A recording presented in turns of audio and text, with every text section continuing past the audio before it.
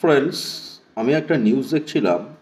এই সন্দেশখালির যে উত্তম সর্দার, হুম, তাকে এই যে তৃণমূলের যে তাপস ভৌমিক নাকি আছে, হুম, সে এই উত্তম সর্দারকে মাত্র 6 বছরের জন্য সাসপেন্ড করেছে।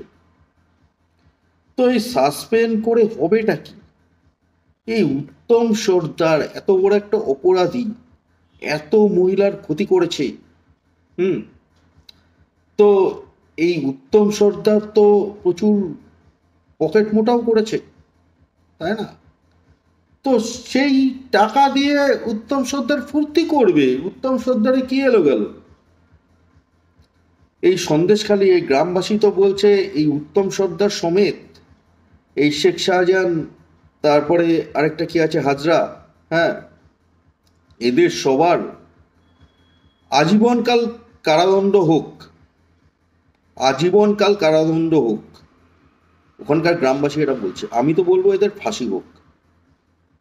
ঠিক আছে, এই হচ্ছে বিষয়।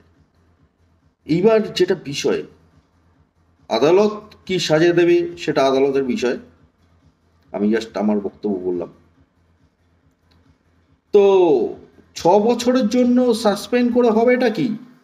ও তো ফুর্তি করবে, তা না? ওর কাছে তো প্রচুর টাকা আছে, ও তো সেই নিয়ে ফুর্তি করবে।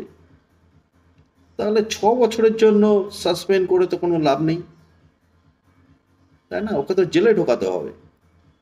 এদের সবাইকে, এই যে যারা অপরাধী, এই শেখ শাহজাহান, উত্তম সর্দার, তারপরে আরেকটা কি আছে হাজরা, যারা কালপিট অপরাধী, হুম, সবকটাকে জেলবন্দি করতে হবে।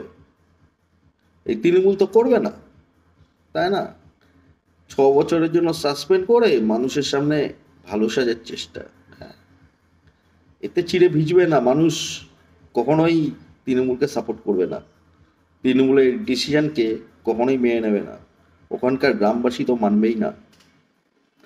সন্দেশখালীর গ্রামবাসীরা চায় এদের সাজা হোক, আজীবনকাল এরা জেলবন্দি থাকুক। আর আমি বলবো এদের ফাঁসি হোক, এরা যে অপরাধ করেছে। ঠিক আছে, এটা হচ্ছে বিষয়।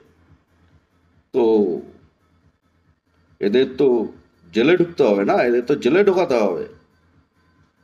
তো তৃণমূল সেটা ব্যবস্থা করুক। এই পুলিশকে দিয়ে তো প্রোটেকশন দেওয়াচ্ছে, তাই না? এই জঙ্গিদের, এই শেখ শাহজাহান, এইসব জঙ্গিদের প্রোটেকশন দেওয়া হচ্ছে পুলিশকে দিয়ে, এই তৃণমূল। তাহলে এদের সাজা দিই, এর তো সাজা দিতে হবে। গ্রামবাসী তো এটাই চাইছে। গ্রামবাসী যেটা চাইছে এদের সাজা হোক, সেটা দিক, ঢোকাক। পারবে না, ঢোকাবে না। আরে তৃণমূলের সেই ক্ষমতা নেই। তৃণমূলের ভোট ব্যাংক তো এরা, সেই কারণে এদেরকে জেলে ঢোকাবে না। ঠিক আছে, এদের সাজা কোনো কথা বলবে না। শুধু ওই সাসপেন্ড দেখিয়ে জনগণের আর কি মন নেওয়ার চেষ্টা, এসব কোনো লাভ নেই এসব করে। ঠিক আছে, এই পশ্চিমবঙ্গে মানুষ ঠিক করে নিয়েছে পশ্চিমবঙ্গকে রক্ষা করার জন্য, পশ্চিমবঙ্গ থেকে হিংসা মুক্ত করার জন্য, জঙ্গি মুক্ত করার জন্য, পশ্চিমবঙ্গকে শান্তির পথে ফেরানোর জন্য পশ্চিমবঙ্গে বিজেপির সরকার গড়তেই হবে। এটা জনগণ বুঝে গেছে। সুতরাং তৃণমূল যাই করুক, কেউ পাত্তা দেয় না।